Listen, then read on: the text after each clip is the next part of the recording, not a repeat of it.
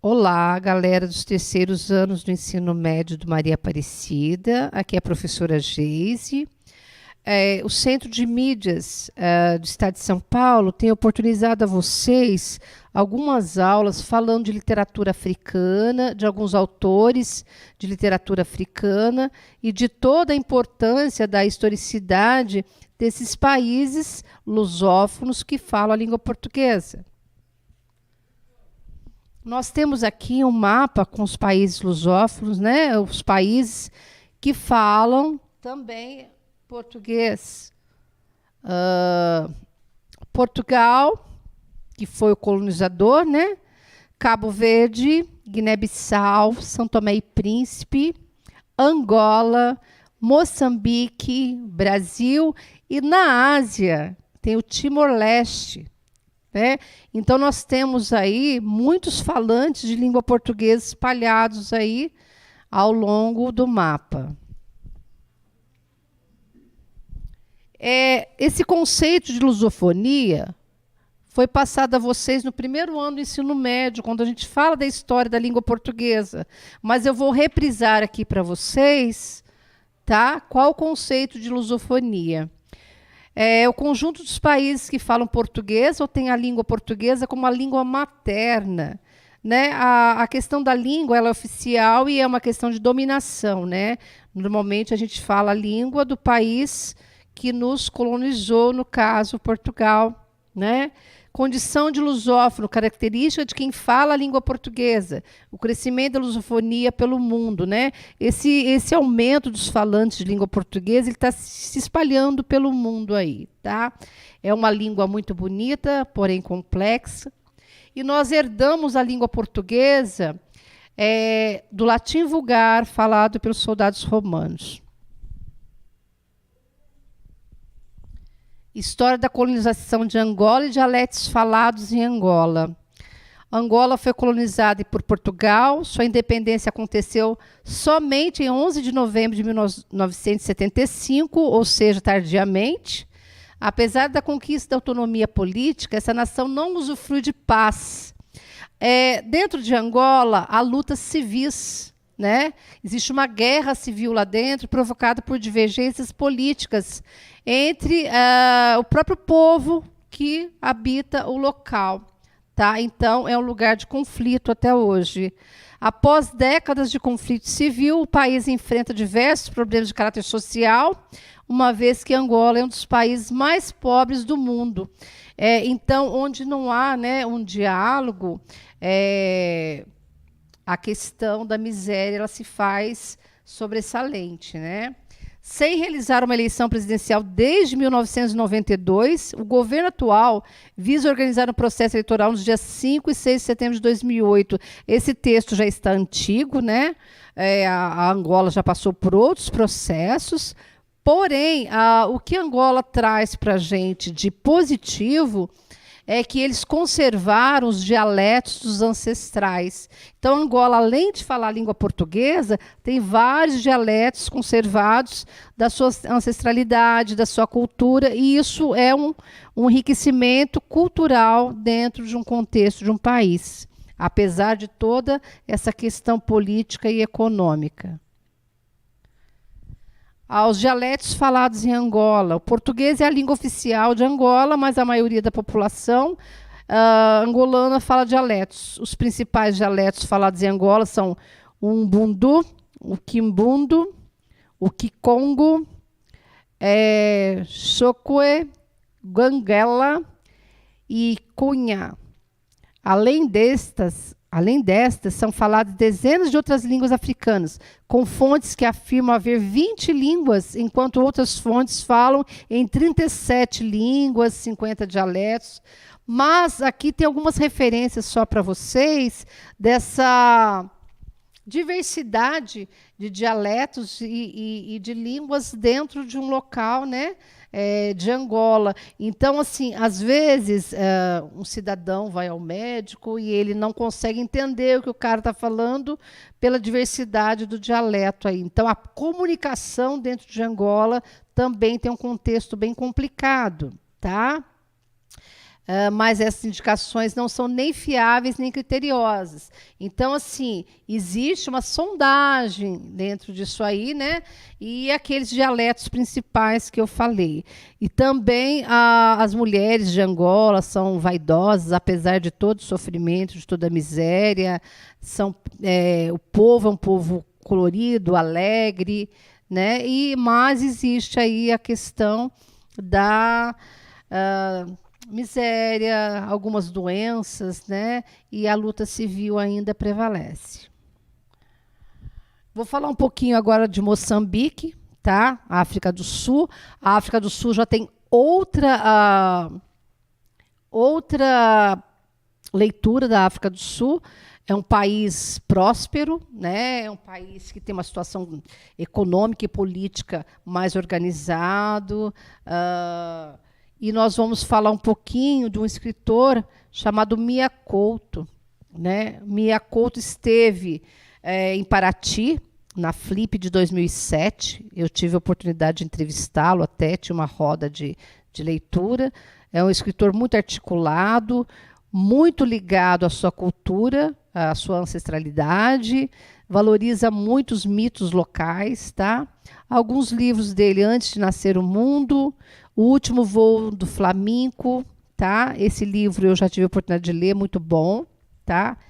Vale a pena conferir. Algumas curiosidades sobre o autor Mia Couto, né? Esteve na Flip, eu já acabei de citar para vocês, em 2007, participou de rodas de conversa com pessoas, né, da comunidade local, de turistas que foram visitar a Flip à época. Ele ocupa a cadeira número 5 no quadro de sócio da Academia Brasileira de Letras. Ele é muito querido no Brasil, tá? Fala algumas coisas que está presente na literatura de Mia Couto. Ele fala do sentimento ancestral e dos mitos da África, né? Ele conserva toda a bagagem cultural do seu povo, né? Toda a identidade cultural do seu povo. Ele é profundamente ligado, então, à cultura local de Moçambique. Agora, eu vou falar para vocês de uma autora que também esteve presente nas aulas do Centro de Mídias, que eu pedi uma atividade, se não me engano, da última semana para vocês. Essa é uma brasileira chamada Conceição Evaristo. Ela lançou o seu primeiro livro aos 44 anos de idade, tá? Esse poema chama-se Vozes Mulheres, né? A voz de minha bisavó ecoou criança nos porões do navio, ecoou lamentos de uma infância perdida. A voz de minha avó ecoou obediência aos brancos donos de tudo. A voz de minha mãe ecoou baixinho revolta no fundo das cozinhas alheias, debaixo das trouxas roupagens sujas dos brancos, pelo caminho empoeirado rumo à favela. A minha voz ainda ecoa versos perplexos com rimas de sangue e fome. A voz de minha filha recolhe todas as nossas vozes. Recolhe em si as vozes mudas caladas, engasgadas nas gargantas. A voz de minha filha recolhe em si a fala e o ato. O ontem, o hoje e o agora. Na voz de minha filha se fará ouvir a ressonância, o eco da vida liberdade. Conceição Evaristo, no livro Poemas de Recordação e Outros Movimentos, Belo Horizonte, na editora Nandiala, 2008. Ela fala aí da questão da oralidade. Tudo que os ancestrais, né, os afros ancestrais, foram passando de cultura de pai para filho, e a importância dessa ancestralidade para recuperar a identidade cultural da África, né? Então, ela é de suma importância porque ela vai, através da oralidade, contar toda a importância dessa ancestralidade. A voz de minha bisavó ecoou criança nos porões do navio. A bisavó dela foi escrava, né? Aos brancos donos de tudo. A voz de minha mãe ecoou baixinho, revolta no fundo das cozinhas alheias. Até a década de 90, as negras no Brasil tinham Inclusive nas mídias de TV, de novelas, de documentários, elas faziam o papel da empregada, da lavadeira, né? Eu morei em Minas Gerais, eu tive na minha infância, eu convivi com isso. Muitas lavadeiras colocavam as trouxas assim na cabeça. Eu peguei um pouco disso. Não existia a máquina de lavar, era um recurso somente para quem tinha muito dinheiro na época. E esse legado aí foi um sofrimento. Por quê? Por que que só a negra tinha que fazer o trabalho pesado? Né? Isso daí está sendo agora revisto, né? Algumas novelas já colocaram as negras como protagonista, como advogada, com um papel mais preponderante na sociedade. Porém, nós ainda devemos um grande legado à cultura negra no Brasil.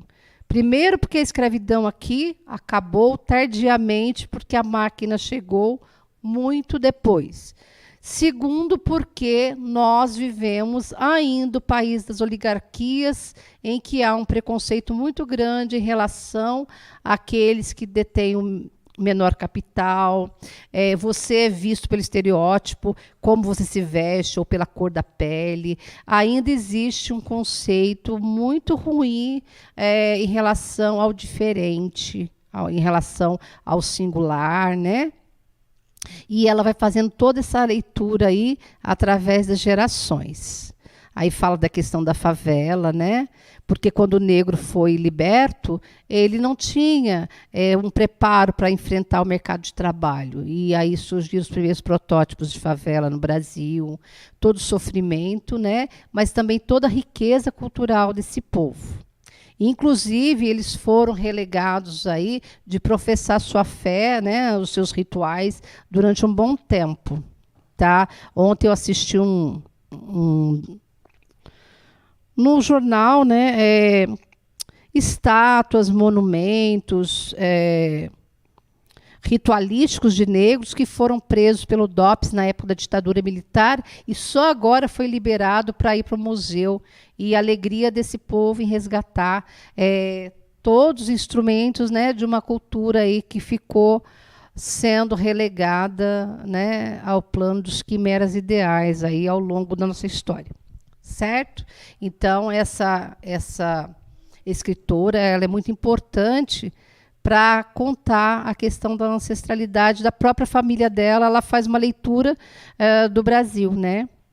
A voz de minha filha recolhe todas as nossas vozes, porque quando a filha dela teve oportunidade, talvez, de estudar, ela vai reconhecer a sua identidade cultural, o empoderamento da mulher negra, né?